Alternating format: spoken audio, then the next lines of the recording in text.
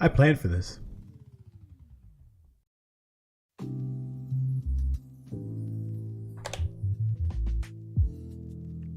I planned for this, by the way. But we're in part 2 now. But you see how I planned for this exact same moment. Because I knew when I spoke about Trump that for some reason my internet was going to mess up. All right? I knew it. I knew it. I knew it the moment we got into like the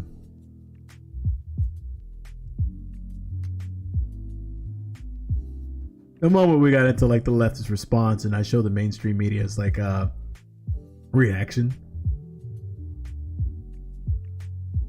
to the Trump administration. Of course, bruv. I look. I'm telling you. It doesn't matter who we are. Hey, watch. What matters is our plan. You could be a small 5 viewer Tyrone. You could be, just a certain topics that for some reason your internet kapoops. And I'm being as objective as I can be. All right, there's a spice of subjectiveness in there, sprinkle of subjectiveness of there. I'm trying my best, right? So now we are in the political black pill part 2. Let's talk about the right's response to Trump's administration. And this allows me to kind of actually helped me out to reframe what we were doing here, because I kind of like shift the notes around a bit. So we were talking about because I said the C word, that might have been it. I'm going to say it, the cuckoning. All right, the cuckoning of the right in their response to the Trump administration. So we wanted to talk about our potential new lawyer and savior. Let's see, Ted Cruz, right? Let's see how Ted Cruz reacted. Watch this. During his debates, during his fight against Trump, and not how he reacted afterwards. All right, all this like links and stuff will be in the YouTube description if you decide to rewatch this or want to see the links and stuff. That's gonna be in the description box. Okay. All right. Let's go. We've seen in the last 2 months unprecedented allegations of voter fraud. On the front lines of the president's failing battle to overturn the election, Ted Cruz is blasting away. At the courts, the Democrats, anyone who says Trump lost fair and square. I am angry, and I think the American people are angry. It is a remarkable flip-flop for a senator whom Trump used to relentlessly ridicule. Lion Ted, L-Y-I-N, boom, hyphen. Lion Ted Cruz, Lion Ted, Lion. Trump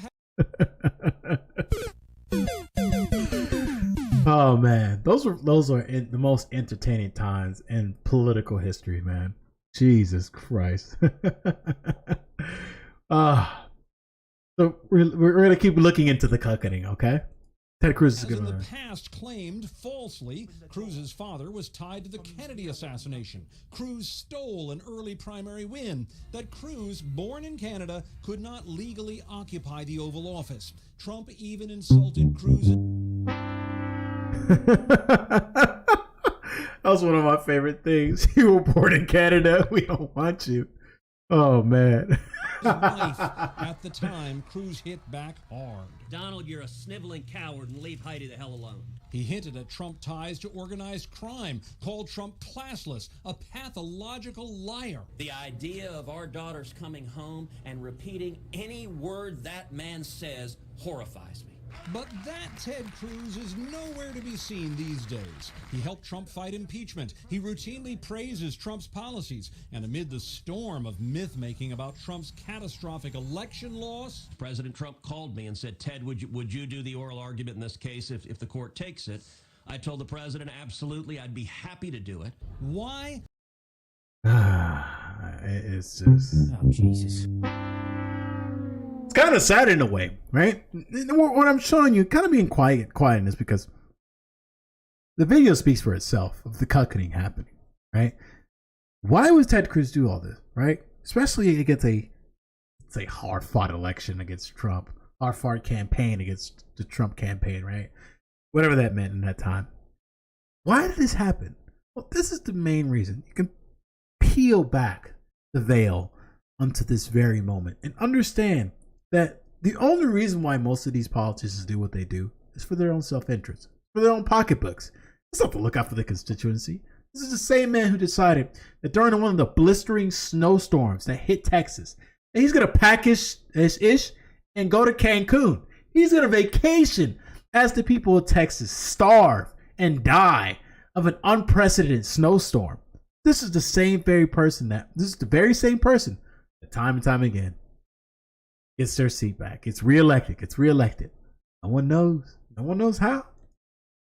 Political analysts think maybe it's because after embracing Trump, Cruz saw his name floated as a potential attorney general, Supreme Court justice, or perhaps even the party's candidate for president down the line.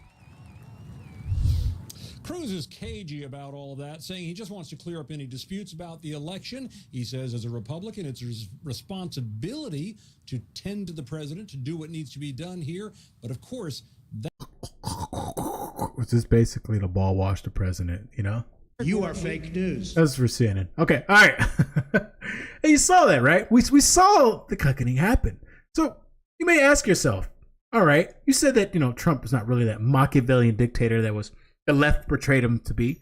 So let's talk about the puppeteers. How were they like? Well, there's one person that comes to mind, Mike Pompeo. He was the Secretary of Defense, right? And you just know the policy-like consequences of what happened, right?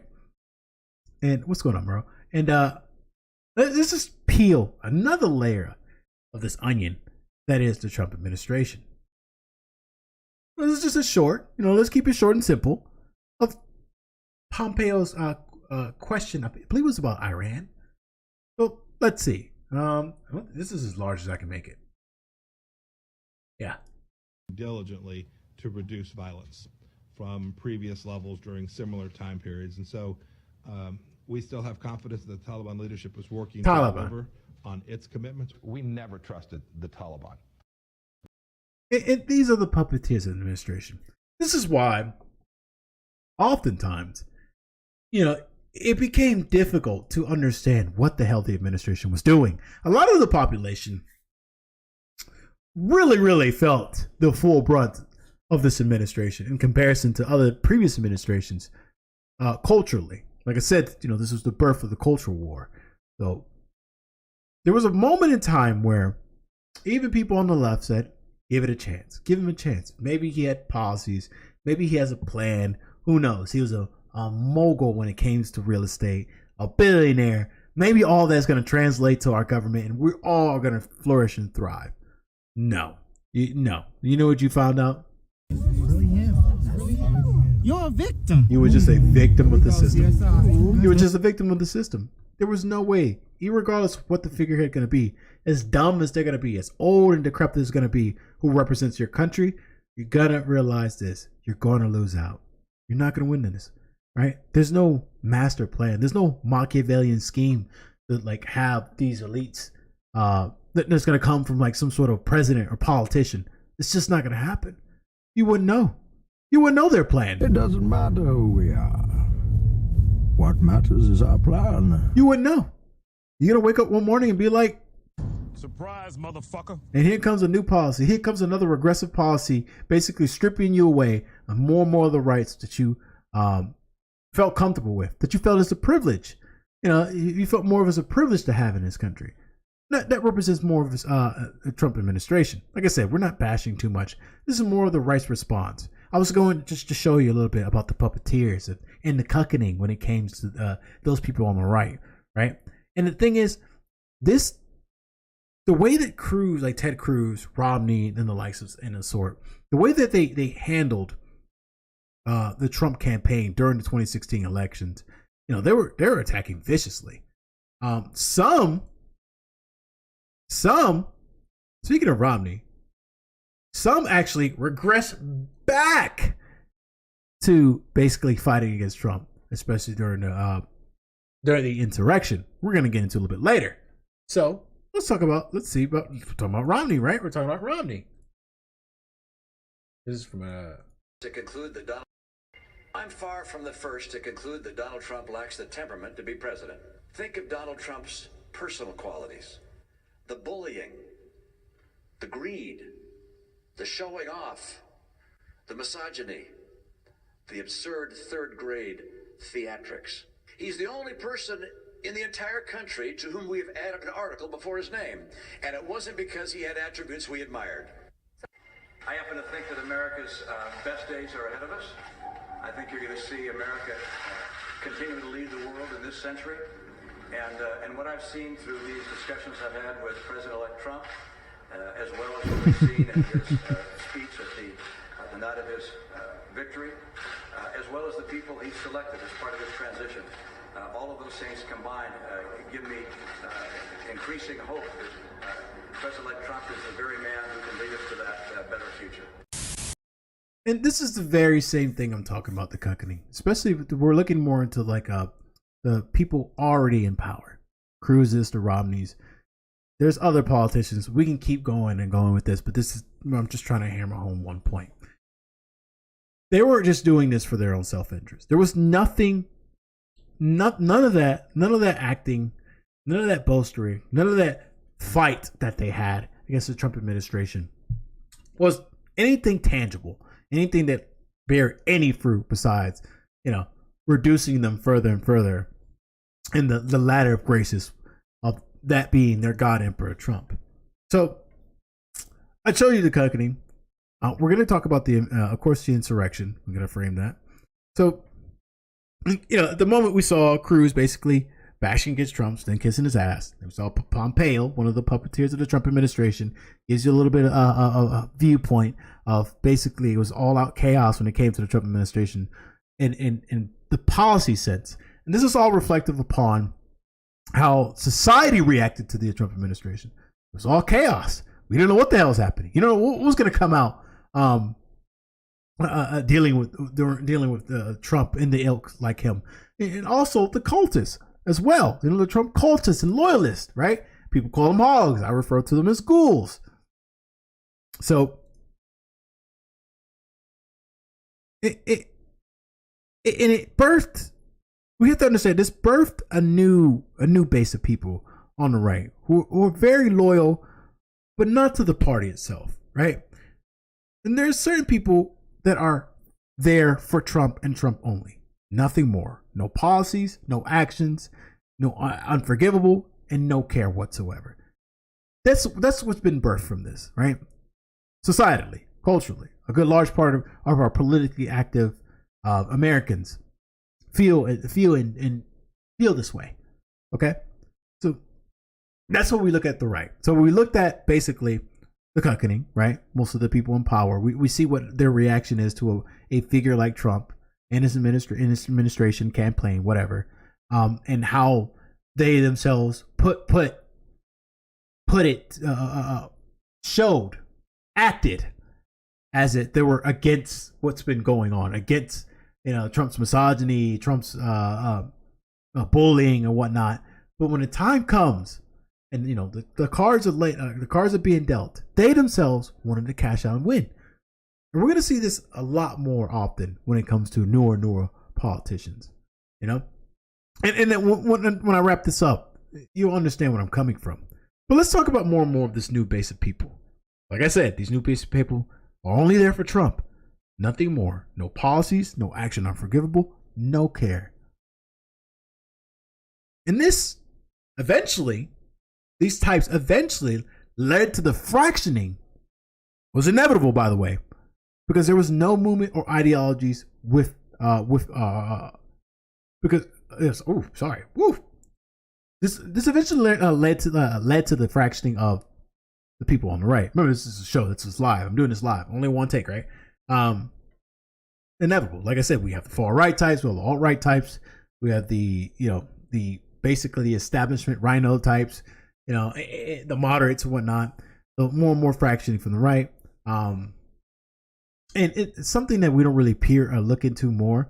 If you want to check out the political black pill of new age conservatism, when we talked about Law and Robert and whatnot, and we dived in deep into that, I implore you to look into that yourself. But let's continue forward. Let's talk about what I meant when I say that what the warning was, especially from the left type, of the very fabric of our democracy being destroyed. So I'm not going to show all of this because it's going to get you clapped up in every single platform that you show it. I'm only going to show a little bit of it, of the January 6th insurrection. What I wanted to highlight is that this was the fervor of the newer base on the right. This is more of the social reaction from the people on the right of Donald Trump during the 2020 election. So we showed you exactly the reaction, the basically the chest beating of most the groups on the right about their guy winning, right? Their guy that they wanted to win, that they won a Republican seat, and that led to a dire set of circumstances that we couldn't avoid today.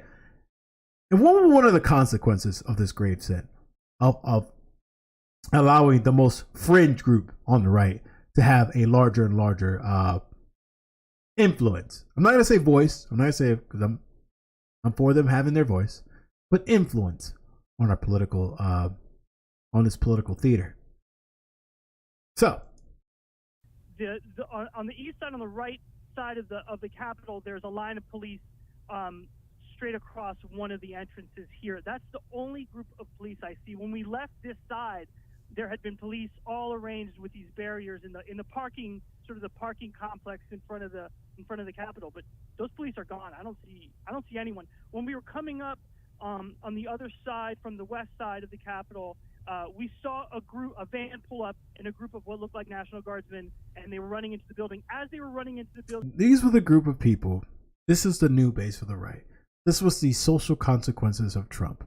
This is what basically all of the messaging, all of the bolstering of the Trump administration led to. It led to a extremely large group of people deciding that they're going to take matters into their own hands, that they're going to push back and basically steal the election for themselves, because they themselves believe that, the election's being stolen, that Trump didn't lose, right? So what they were going to do is exactly what they criticized the left of doing. Isn't that funny? Isn't it? Don't we live in too many consequences, too much irony. It's starting to become, a bad shirt, if you will, that we continue to wear in this country, and you're going to hear a lot about this, but this is just, we're just poking more and more into what the right's response to that of the Trump administration. We could dig in deeper and deeper and deeper into the psychology of them, into the derangement that these people on the right have, that democracy derangement syndrome, the regression of Americans into like a primal state where they have to basically commit what we can amount to almost treason in this country, right? Now, I also think, like, what if they had their way? What if they actually got what they, were seeking, that they fought for? It is one thing that it could be praised that they actually took to the halls of Congress themselves. They wanted change, right? Even though this change could have led to the demise of this country, the very fabric of our social society being shredded and torn apart, and being propped up by a dictator via coup. That was the inevitable thing that's going to happen, and also the murdering of our politicians and the vice president himself. But they took to the streets. They did what they say they were going to do, and the January 6th is just a how do I say this? A wake up call to a lot of politicians on the left. That they need to start keeping their word, keeping the masses a little bit more numb. And on the right's reaction to it as well, of like, I guess they're right now trying to speak to the base, this Trump base. It's not gonna work. It's just not gonna work. It's just not gonna work. And also, this January 6th led to a lot of detractors, ideological detractors. Here's the funny thing. The rhinos fought back. The likes of Liz Cheney and Mitt Romney and other Republicans that don't agree with what happened during January 6th and basically, wanted to go out in front of the media and say that I'm different. I'm a different Republican. I'm the one that Nancy Pelosi says that needs to be returning into power. They are now being ostracized because these people don't care about policies and legislation and all the nitty-gritty details when it comes to our government. They don't. They just want their guy in because their guy is entertaining. Their guy is fun. The guy is a representation of what they believe themselves to be if they were themselves to succeed in this capitalist structure, right? That's the main reason why you see a lot of these cultists, these hogs, these ghouls always praise the Trump, May Allah awaken the people and help them to see the evil doings of Israel and the United States. So what does that mean, right? So let's look into the eyes of a supporter, right? And let's go back into memory lane. I need like a sound effect for that. Let's do this sound effect. What's a good sound effect? Bruh. Let's do bruh, okay? More bruh. Let's see their unshakable faith for the guy that they wanted. Let's see what type of person would go to the Capitol and, basically lead a coup and against our democracy. Let's see what type of people. So fair use warning. I could stand in the middle of Fifth Avenue and shoot somebody and I wouldn't lose any voters, okay? It's like incredible. Donald Trump is a daily dose of exaggeration, but not about one thing: the size and fervor of his following. Wow, what a crowd. All across America, they line up for hours, waiting for the show. I got about 2 hours sleep. We met Courtney Modisette at 6:30 a.m. in Westfield, Indiana, proudly perched outside the door for a 7 p.m. Trump event. What possessed you to come here 12 and a half hours early for the Trump rally? My kids are going to remember this. Their kids are going to remember this. And I grew up with my family loving Trump. Now, here's a question, right? Is it that they love the person, or they love what the person, the spectacle that this person represents? That person being Trump, right? Because most of these people right now, right? Either they were politically dormant, which is most likely the case, and then someone who basically represents their views and their quote unquote values from forth at being Trump, representing all the things that they held dear to themselves, that they held dormant. Now that they found themselves, being outspoken about, or the idea of what the future after Trump represents. Utopia. Modisette is like many Trump voters we met in dozens of interviews. Until Trump came along, politics meant next to nothing. Unfortunately, this is sad to say, this is the first time that I voted.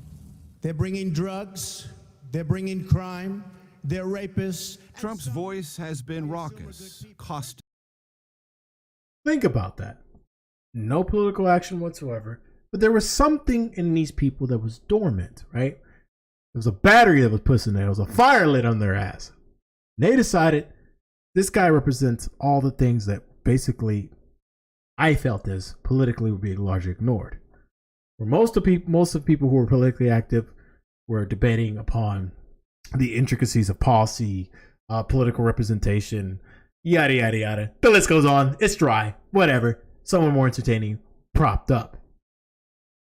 Insulting and divisive. Cindy Lyons is from Jackson, Mississippi. Well, Donald Trump has a straightforward way that he communicates. Has he ever spoke so plainly that you kind of cringed? I understand what's behind what he's saying. Richard Matke is from Londonderry, New Hampshire. And he's not a dummy, like everybody seems to think. You don't make $1 billion being an idiot.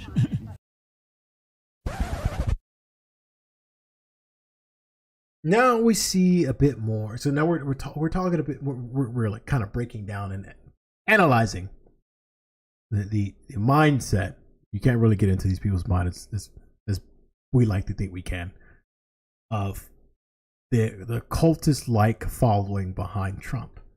Because a lot of people believe, especially in this capitalist society and the structure that we uphold, that you have to be on the level of super genius to accumulate the amount of capital that someone as Trump has, where they ignore the context behind that. But I mean to say, like, not all, most billionaires, they make, I want to say, reasonable decisions when it comes to the outcome of their investments and the very business structure that allows them to be billionaires, right? Someone in Trump's camp had a mega head start, right? Already born into an extremely wealthy family. It was an outcome of what the legacy that was built before him, right? So a lot of Americans have this notion or this idea that because you have a lot of money, you're smarter than others, and that could be further from the truth. It could be further from the truth, right? It's just the illusion that's being played in front of you, right? Most of you can be multimillionaires, but it doesn't mean you're intelligent. So I think he's smart enough to run the country. They're $5 or 3 for $10. Trump is also the voice of a part of America that's given up on the two parties and the system, one that smells corruption everywhere, a long-lost and so-called silent majority that is buying the political equivalent of a lottery ticket. They're all part of the same deal, man. You know, it's hold your nose and pull the lever. Trump voters have had enough of holding their nose. I mean, I'm mad. I've been mad. I'm one of the angry, voters that they've been discussing for the last year. So we met Ray Paredes at this Trump rally in Virginia, a 3-hour drive from his home. What are you angry about? By the way, I'm not driving 3 hours for any politician. There's no way. There's no way. That is an L in itself. That is an L in itself. I don't care how angry you are. I'm not wasting that much gas for no politician. None. Not at all. Who would? All right? You would lost your goddamn mind if you think you should drive that long. I don't even want to drive that long for vacations or whatnot. No. Like I said, I'm just angry that the Republicans, it's like they're just milquetoast. We talked to Trump before the South Carolina primary and asked about his fawning crowds and the weight of their expectations. Do you feel that is a burden, though, if you become It's president? a burden. It makes it tougher for them. I don't want to let these people down. Trump supporters believe unshakably something else, that Trump can't be bought. I didn't have to do this. George and Alexandra. If he can't be bought,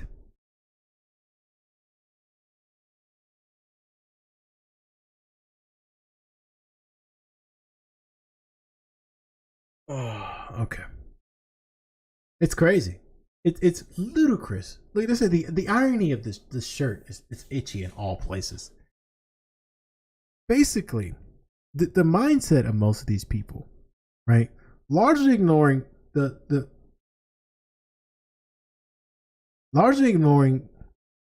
characteristics of an individual that makes a Trump, is that they're saying he's not part of the elite. He's not part of the establishment. He's, wealthy, ergo that means he's intelligent. All these things could be further from the truth.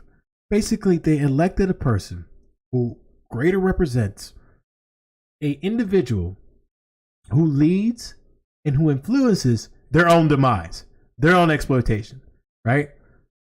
The likes of Trump's, the likes of people like Trump doesn't represent any sort of American. It's the most out of touch character you could put your hat to, but that's their guy, because he said a few things that lay dormant on their hearts. The I can't really get into specifics because that's not what we're doing it, but the overall message kind of like sparked that fire in them, right? That's what it did. It made them feel invigorated. They felt themselves to be the silent majority. Why were you so silent? Minority. Why were you so silent? Was there a reason why they were so silent? What is it about that you felt about our current politics that you didn't want to say until someone said it for you? And then we saw that message, and largely a lot of Americans disagreed with that. That they didn't want to run with this camp. But that doesn't mean that it's over. We're still gonna deal with it, per se, right? And we continue forward, and there's a laundry list of different videos showing about what the Trump camp believed, how he can shoot someone on Fifth Avenue, all that. You've heard this before, right? I just wanted to show you a snapshot, to peer into the minds of those who, this new base of the people on the right, this new fervor, this new infuriated class of people who show up for a person like Trump, who wants a person who doesn't represent them, was out in touch with reality, to be present ever so more in our government. And that's the funny thing. There's a lot of them already in our current government. There's a lot of idiots who are already multimillionaires and billionaires who hold powerful seats, state and federally. But it's the ones who can convey the darker messages is the one that they set their eyes to, that they lay their hearts upon, that they drink the Kool-Aid of, right?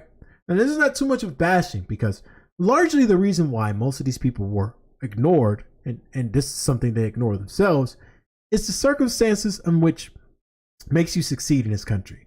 It felt largely ignored is because we were moving further and further away from the already predominant people who had a say-so in this country, right? We're the Overton window, shifting more and more to the left. You see how I tied that back into what we're initially talking about, especially during the Obama administration, how the America was looking more and more towards the other ignored class, the more historically ignored class of people, the poor whites, the African Americans, the women.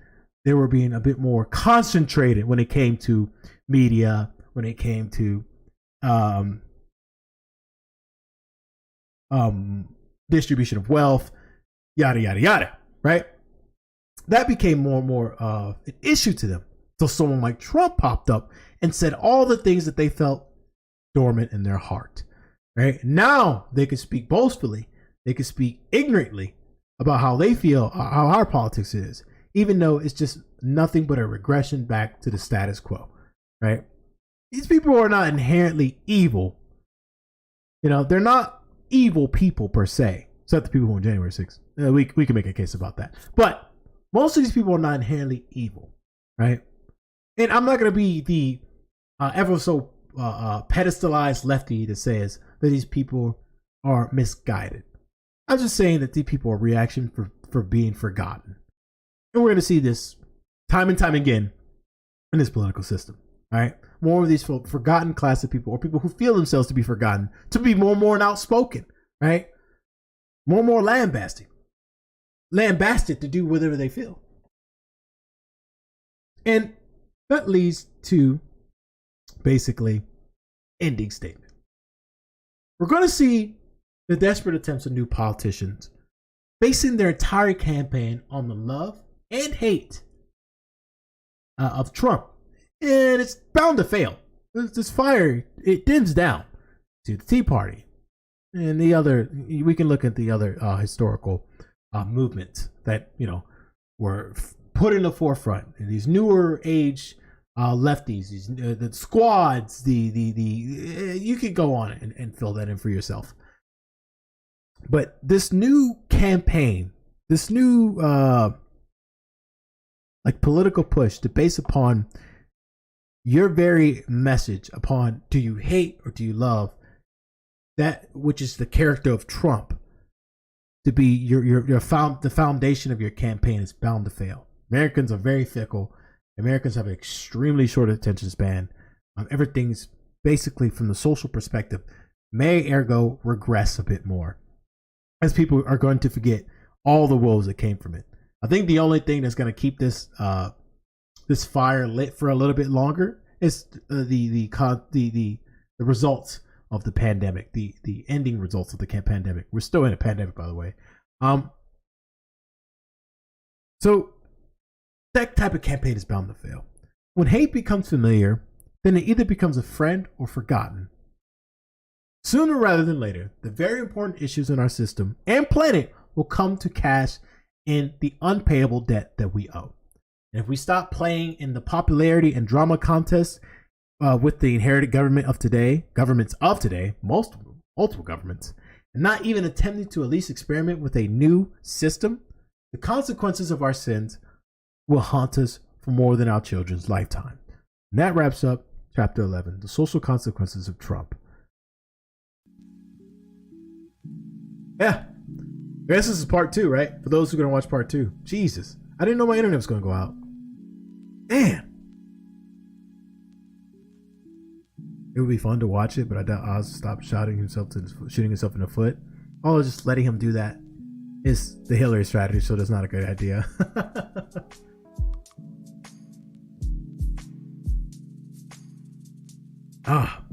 You guys having a good political discourse. Fantastic. Fun. But that being said, I appreciate a lot of people stopping by. Give me your boy a chance.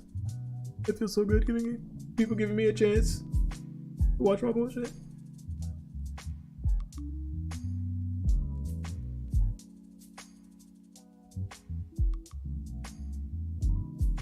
Man, what a chapter. I can't believe now it's split in 2 parts.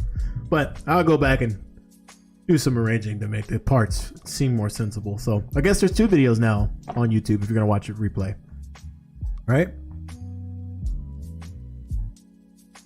Yeah, if there's a Fetterman and Oz debate, might cover it. So, now for the next chapter, I don't know. Look, the fishies and jellyfishes are being more active. Isn't that cute? And what was that Lizzie thing you guys were talking about? Hey, what's up, Charlie? I'm sorry, buddy. Just said hi to you when you stopped by. And there goes Alexa.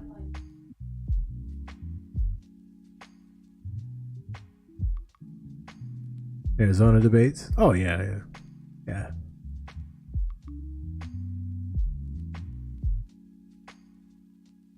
Good chapter. I wish I didn't switch it around, but I guess that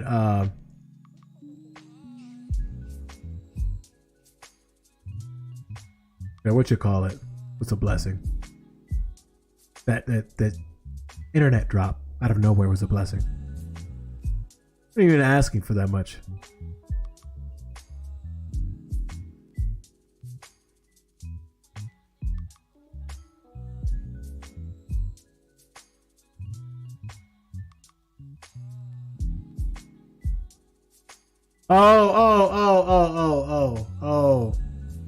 Oh, okay. I know. Okay. Lord have mercy.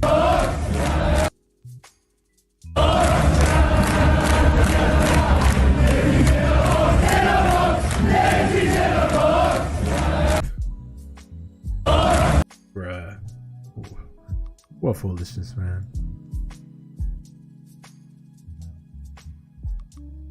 What is a Republican's path of winning the Senate to winning Senate?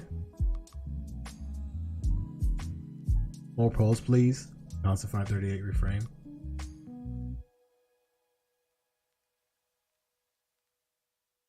I don't know. Here's the thing about November. I have no idea what we're going to get ourselves into November.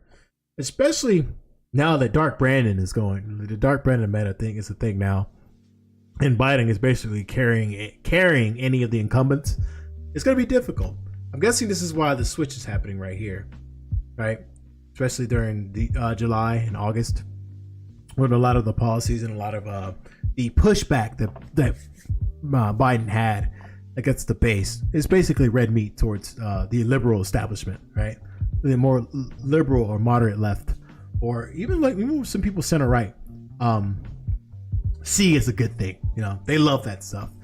But as I stated before, like in the chapter, like if you're going to continue to basically bind your campaign or your political messaging on the love or hate of Trump, it is bound to fail because America's attention span is very fickle. You're not going to get the turnout that you want, right? Especially in the polls when it comes to stuff like this.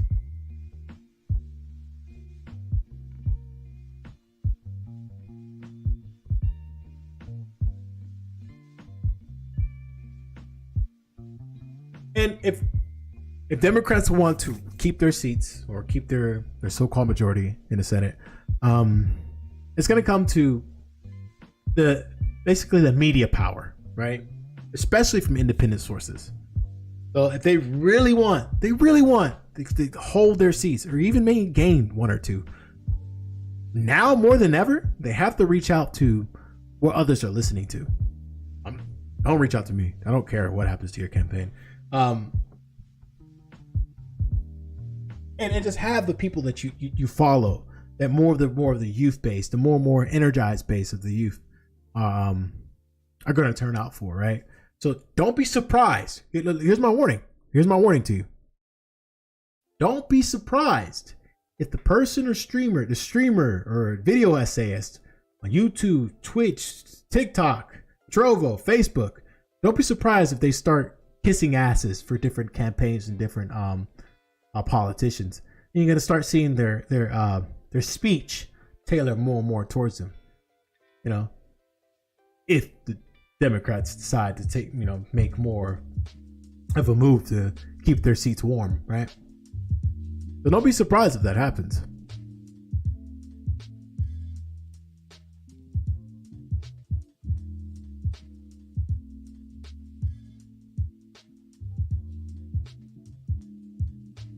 But Mitch McConnell seems like he's confident. Let's see if that happens. It's a toss-up in Wisconsin state Senate elections. Remember, even if it's 50-50, 51-49, and you still have Kamala Harris as president. So if it's 50-50, then basically Democrats have the majority. And also some Republicans are getting a bit more blustered out when it comes to like putting all their cards, the cards that they hold for their campaign under the Trump camp. People are very fickle if it's not doing what their God that they worship. But it'd be interesting to see what goes on there, what happens. It's just a cycle. Easier to motivate people to avoid bad than chase good. Classical risk aversion. Yeah. That should be a campaign strategist. 6 figures. My rates are 180. 180K. All right. 180K if you want a campaign advisor. I'm only gonna be there for twice every 3 months, and I expect a deposit on the beginning of every month. All right, there you go. Everyone has their price. I'm more expensive and lazier than others. Oh.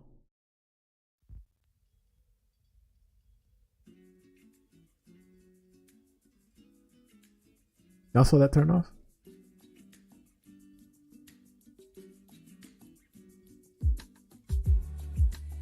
Good chapter. I love that chapter. All right.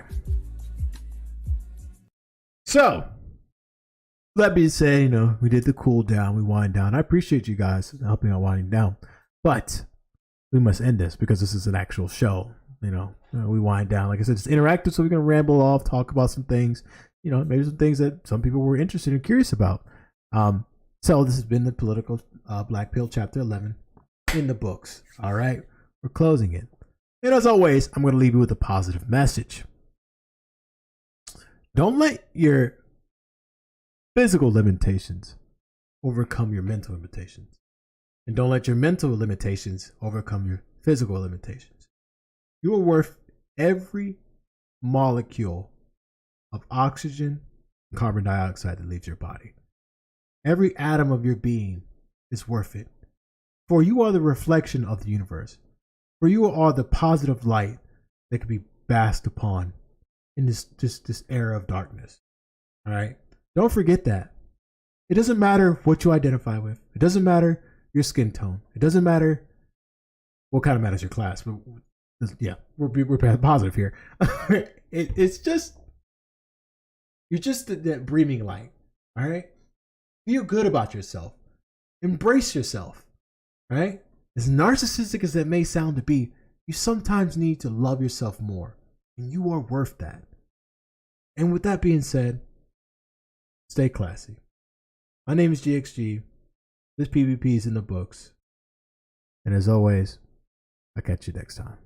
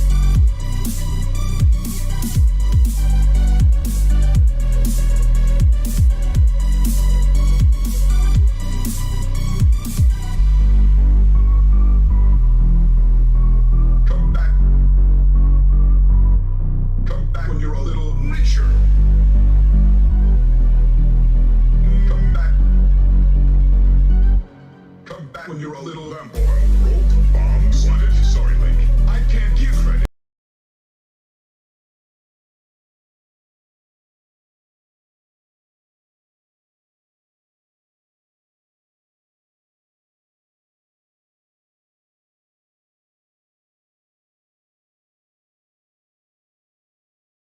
Lamp oil, rope, bombs, wanted. Back when you're a little richer. Lamp oil, rope, bombs, wanted, sorry, Link. I can't give credit. Lamp oil, rope, bombs, wanted. Back when you're a little lamp oil, rope, bombs, wanted, sorry, Link. I can't give credit. Lamp oil, rope, bombs, wanted. Back when you're a little richer. Lamp oil, rope, bombs, wanted, sorry, Link. I can't give credit. Lamp oil, rope, bombs, wanted. Back when you're a little lamp oil, rope, bombs, wanted. Lamp oil, rope, bombs, wanted. Come back when you're a little lamp oil.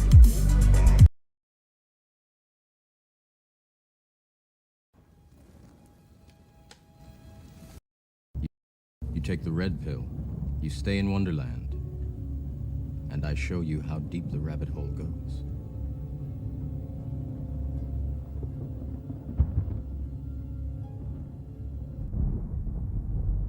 But the choice between the blue and the red pill is not really a choice between illusion and reality. Of course, Matrix is a machine for fictions, but these are fictions which already structure our reality. If you take away from our reality the symbolic fictions that regulate it, you lose reality itself. I want a third pill. So what is the third pill? Definitely not some kind of transcendental pill which enables a fake fast food religious experience, but a pill that would enable me to perceive not the reality behind the illusion, but the reality in illusion itself. If something gets too traumatic, too violent, even too filled in with enjoyment, it shatters the coordinates of our reality. We have to fix